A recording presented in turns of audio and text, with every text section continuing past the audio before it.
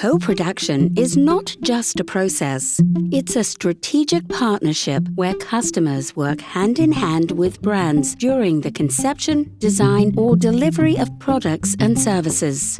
Co-production concepts are being used across industries, from retail to travel to healthcare, to boost engagement, enhance satisfaction, and solidify loyalty. But what separates a winning co-production strategy from a failing one? The answer lies in the underlying motives.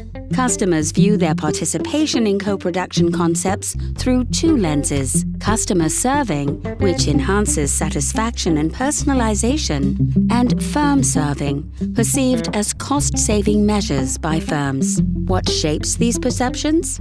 Three critical factors come into play. The intensity of customer participation. High intensity means more customer effort, which can enhance engagement and personal connection with the product. However, it also risks being perceived as the company offloading work onto the customer.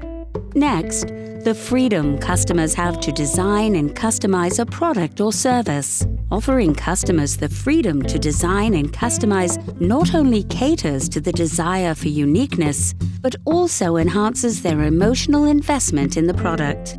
And finally, the monetary savings they perceive from the co-production concept.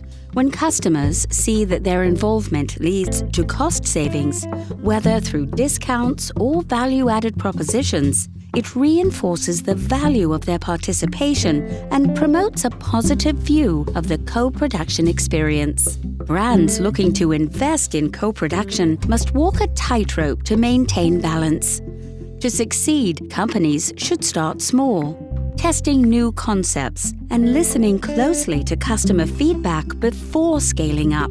Moreover, they should constantly review and improve concepts. This approach minimizes risks, but also builds trust by showing customers that their voices matter.